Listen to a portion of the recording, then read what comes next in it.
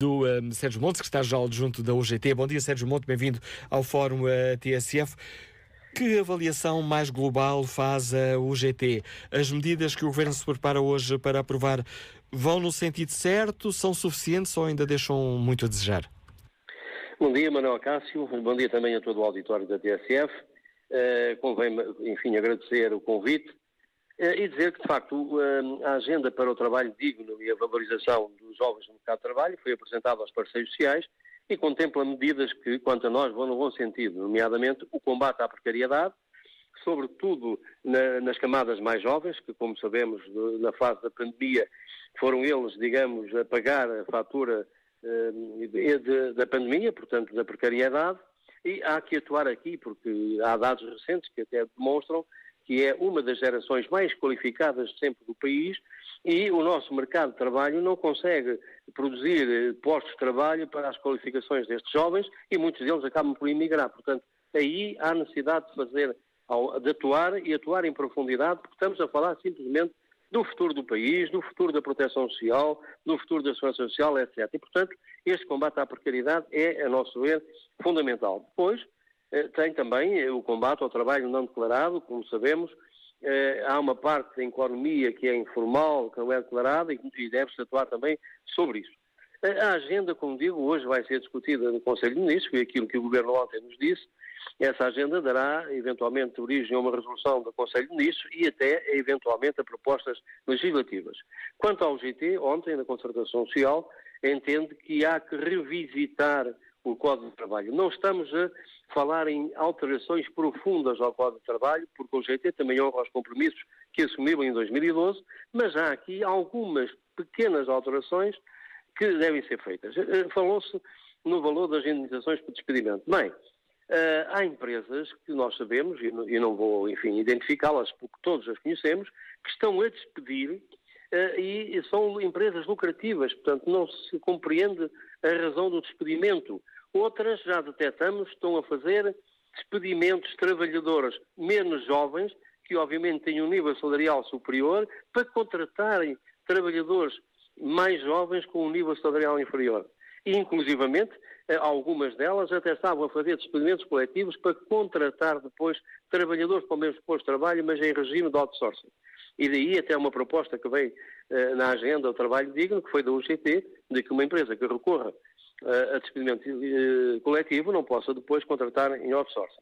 Portanto, haveria que atuar aqui sob o valor das indenizações para que também isto moralizasse um pouco esta situação. Eu lembro-me que o acordo de 2012, que diminuiu o valor das indenizações por despedimento coletivo, não está cumprido até hoje, porque o acordo previa que os valores das indemnizações por despedimento atingissem a média europeia e ainda não atingiram. A média europeia é claramente superior. Nós temos estudos de países como França, Alemanha e Espanha que é claramente superior aos 12 dias que se pagam em Portugal. Por outro lado, também as compensações por cessação de contrato de trabalho, essas sim, foram bastante reduzidas no período da Troika e também havia que aqui atuar sobre esta situação. Há um outro dado, que este nem tem custos, que é o Governo vai legislar, ou pelo menos comprometeu-se, que iria apresentar medidas legislativas para as plataformas, enfim, regulamentação das plataformas digitais, o controle social dos algoritmos, digamos assim, teletrabalho, etc. E o GT propôs, e acho que esta medida não tem custos, como digo, que a esta nova legislação que vier a ser produzida se aplique o princípio de tratamento mais favorável, ou seja, se é a legislação nova que temos, há um núcleo de direitos que se pretendem preservar, estes deveriam estar sujeitos ao princípio de tratamento mais favorável. A outra questão que achamos que também era uma alteração que deveria ser ponderada era a questão do trabalho suplementar. O trabalho suplementar, como sabem, em 2012 passou o valor do seu pagamento passou para metade. Bem, alguns sindicatos, através da ação coletiva, conseguiram aumentá-lo um pouco, este valor, mas a maior parte não conseguiu. E há aqui setores que recorrem sistematicamente ao trabalho suplementar. E, portanto, aqui também era uma forma de moralizar a utilização deste tipo de trabalho. Pronto, são estas essencialmente. Depois a questão da caducidade haveria aqui também algumas alterações a fazer, não revogando o regime, mas dificultando a sua utilização, ou seja, melhor, moralizando a sua utilização. Porque o regime, tal como está, permite que uma das partes outorgantes da Convenção a possa fazer cair quando entender. E, portanto, estas eram as medidas que pusemos em cima da mesa. O Governo não nos respondeu, portanto, estamos à espera do que é que irá sair hoje do Conselho de Ministros. Relativamente, já agora, se me permite, Manuel Cássio, relativamente às negociações do Orçamento de Estado, como compreenderá, a UGT não se pronuncia, são negociações de outra sede, também legítima, mas também não temos conhecimento do que lá está a passar. Gostava de questionar ainda aqui sobre uma outra questão. Como é que olha para esta questão de o Governo ter decidido avançar com alterações sem um acordo prévio entre os parceiros? Vê esta decisão do Governo como um desrespeito da concertação social, ou esta é uma questão que não os preocupa?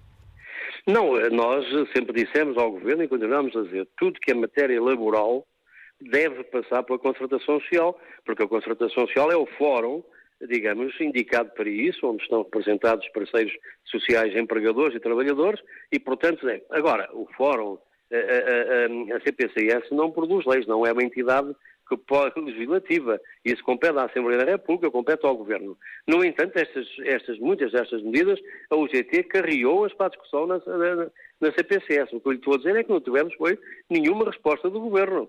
E, portanto, estão a ser discutidas do outro lado, e acredito que sim, eventualmente haverá depois notícias sobre isso. Mas estas medidas, a UGT trouxe-as para cima, como acabei de dizer, ainda ontem, eu mesmo, em nome da UGT, pus estas medidas em cima da mesa. O Governo não nos deu resposta, mas, obviamente, para nós deveriam ser discutidas. Era até preferível, digamos, em nome da paz social, em nome até do progresso do país, que houvesse um acordo genérico relativamente a isto e depois se faria a produção legislativa. Mas essa estratégia não nos compete a nós definir, como é óbvio.